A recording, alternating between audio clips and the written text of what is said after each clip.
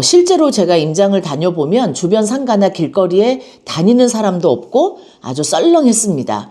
이게 어느 정도 수치냐면 평택 미분양 물량만 해도 경기도 전체 미분양의 30%에 달할 정도로 엄청나게 미분양이 많다는 거죠. 안녕하세요, 복마마입니다. 날씨가 엄청 추워졌죠? 자, 요즘에 이렇게 꽁꽁 얼어붙고 있는 이 겨울 날씨에 요즘에 정치 상황이나 또 경제 상황도 꽁꽁 얼어붙고 있습니다. 요즘에 이제 삼성의 위기, 평택에 이제 부동산에 투자하셨던 분들이 지금 패닉에 빠졌다고 합니다. 그래서 삼성을 믿고 투자를 했다가 지금 현재 반토막 나고 있는 평택 부동산의 충격적인 이 상황을 오늘 좀 이야기를 좀 나눠보려고 하는데요. 이제 가끔 이제 평택 쪽에 임장을 가보면 분위기가 많이 이제 바뀌고 있다는 거를 느낄 수가 있습니다. 상가도 공실이 너무 많고요. 그 다음에 건설 노동자분들도 많이 빠져나갔다고 들었습니다. 그 한때는 한 10억 원을 찍었던 평택 고덕 신도시가 지금 5억 원대로 추락을 했다고 해서 오늘 좀 조사를 해봤는데요. 삼성 믿고 투자했던 사람들은 지금 어떻게 됐을지 복마마와 함께 알아보시죠. 자, 삼성전자는 지금 평택에 세계 최대 규모의 반도체 공장을 운영 중입니다. P1, P2, P3 그리고 현재 건설 중인 P4, P5까지 엄청난 규모의 투자를 계획을 했었는데요. 2030년까지 약 133조 원이 투입이 될 계획이었다고 합니다.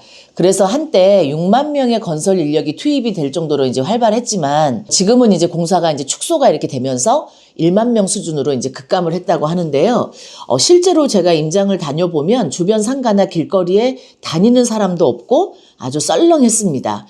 세계 최고 기업인 삼성이 지금 공장을 짓고 투자를 한다고 하니까 부동산도 이제 덩달아서 엄청난 이제 관심을 받았었죠. 동탄 이 신도시도 이제 삼성전자와 함께 살기 좋은 곳으로 이제 변하면서 이제 부동산 가격도 많이 오르고 또 젊은 사람들도 많이 거주하는 도시가 됐잖아요. 서울과 멀어도 일자리만 좋으면 경기도도 많이 오를 수 있다는 사례를 보여줬기 때문에 평택 아파트 가격도 덩달아서 크게 이제 상승을 했었습니다. 동탄처럼 GTX 노선도 들어온다고 하고 또 이제 각종 이제 호재가 계속해서 떠돌면서 부동산 가격이 폭등을 한 것이죠. 이제 고덕 신도시에서도 이제 역세권에 아이들 키우기도 좋고 또 상업시설도 밀집이 되어 있는 고덕 제일풍경채 아파트가 있는데요. 해당 아파트는 1022세대 총 11개 동으로 2019년에 지어져서 올해로 6년 차 된 대단지 아파트입니다. 지금 이 해당 아파트는 21년 12월에 국민평형 84 타입 최고가가 9억 2,900만 원으로 거래가 되면서 최고가를 찍었었죠. 이제 최근에 24년 12월에는 5억 7천만 원에 거래가 되면서 최고가 대비 3억 5천만 원 정도 하락한 가격을 보여주고 있습니다. 이제 더욱 심각한 것은 이제 미분양인데요. 작년부터 삼성전자가 큰 타격을 받으면서 주가도 엄청나게 하락을 했었죠. 그러면서 이제 경기 남부 반도체 벨트인 평택, 이천, 오산에도 이제 큰 타격을 준 것 같습니다. 이천의 미분양 아파트는 1,600가구, 또 오산은 1,360가구, 특히 또 평택 아파트 미분양은 2,497가구로 엄청난 수치를 지금 미분양을 보여주고 있습니다. 이게 어느 정도 수치냐면 평택 미분양 물량만 해도 경기도 전체 미분양의 30%에 달할 정도로 엄청나게 미분양이 많다는 거죠. 거의 한 15년 전, 이때만 해도 평택이 엄청나게 인기가 많았었어요. 그랬다가 또 서브프라임 사태가 터지면서 또 평택이 엄청 주저앉았었죠. 미분양의 무덤이었다, 이런 얘기도 나오고, 그 정도로 또 안 좋아졌다가 삼성의 반도체가 이제 또 급부상을 하면서 호재가 이제 용인, 동탄, 평택까지 이렇게 이어지게 됐었는데요. 부동산이라는 게 참 시간을 지나서 돌아보면 경기도의 이제 신도시급들은 경기나 부동산 상황이나 이런 거에 따라서 심하게 이제 출렁이는 모습을 제가 이제 오랫동안 부동산 일을 하면서 많이 이제 지켜보게 되더라고요. 특히 이제 서울하고 또 경기도의 그 가격 차이가 좀 있다 보니까 많은 분들이 어느 경기도의 어느 지역에 호재가 있다라고 하면 아무래도 가격이 이제 서울보다는 많이 저렴하기 때문에 눈길이 쏠려서 그쪽으로 투자를 또 많이들 하시는데요. 여태까지 제가 이제 경기도의 부동산들이 이렇게 출렁이면서 지나온 것들을 보면은 어떤 호재가 있다고 해서 그것이 영원한 것이 아니고 계속 이렇게 세계 경제라든지 또 우리나라의 부동산 시장의 지금 추이라든지 이런 것들을 보시면서 투자를 하셔야지 어디가 괜찮다, 평택이 뭐 어디가 좋다더라 이래가지고 몰빵을 해서 투자를 하시거나 이런 일들은 좀 조심하셔야 되지 않을까 제가 그렇게 생각을 합니다. 위기가 기회다라는 말을 지금은 쓰기는 조금 어려울 것 같아요. 왜 그러냐면 지금 반토막이 난 이유는 반도체가 이제 미국에서 어떻게 이제 할지에 따라서 이게 좀 달라지는 양상이라서 이게 무조건 이제 지금 위기가 뭐 큰 기회가 될 것이다 이렇게 말하기는 조금 어려울 것 같아요. 왜냐하면 제가 오랫동안 이 평택을 지켜보았던 결과는 글쎄요, 약간 퀘스천 마크가 약간 느껴지는 지금 상황이라고 봐야 돼요. 그래서 지금 섣부르게 투자를 하시는 거는 많이 가격이 꺾였다고 해서 투자를 하시기에는 조금 조심해야 될 필요가 있다. 그렇게 생각을 합니다. 자, 그렇다면은 지금 도대체 왜 이런 일들이 벌어진 걸까요? 먼저 이제 가장 큰 요인은 삼성이 평택에 투자를 축소한 것이 가장 큰 문제라고 생각을 합니다. 자, 삼성이 반도체 공장 투자를 줄이면서 건설 노동자들과 이제 협력업체 직원들이 많이 이제 줄어들었다고 하는데요. 인구 유입이 줄어들다 보면은 부동산 수요가 급감하는 것은 뭐 자명한 사실이고요. 또 투자자들 입장에서도 선뜻 투자하기가 이제 망설여지는 부분이 있습니다. 결국 부동산이라는 게 실수요도 중요하지만 투자자가 들어와줘야 이제 부동산이 상승을 할 수가 있는데요. 이제 이러한 이제 투자 심리가 지금 많이 꺾인 상태라고 보시면 될 것 같아요. 이제 문제는 여기서 끝이 아니고요. 두 번째 문제는 평택에는 지금 공급도 많다는 게 문제거든요. 평택에는 2027년도까지 약 3만 가구의 신규 아파트 입주가 예정이 되어 있습니다.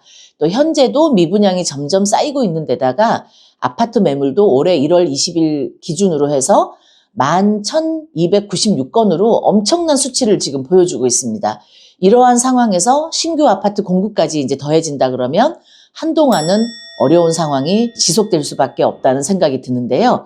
마지막으로 이제 투자 심리가 크게 이제 위축이 된 것도 요인 중에 하나입니다. 최근에 이제 국내도 혼란스럽고 트럼프 대통령이 당선이 되면서 우리나라에 큰 영향을 줄 것으로 예상이 지금 되고 있잖아요. 이런 상황에서 작년부터 삼성전자도 크게 흔들리고 있습니다. 작년 7월 88,800원을 기록하던 주가는 지금 49,900원까지 내려갔다가 지금은 5만 원 초반을 이제 기록을 하고 있는데요. 그만큼 삼성전자의 상황이 많이 어렵다고 할 수 있습니다. 실제로 이제 평택 삼성전자 이제 공장에서 근무하는 많은 인원들이 SK 하이닉스 공장을 증설하는 청주로 내려가 있다고 하는데요. 앞으로 이제 이 평택의 부동산은 어떻게 될지. 동탄 이신도시 처음에는 미분양도 많이 있었고 힘들었었거든요. 근데 지금은 잘 되고 있잖아요.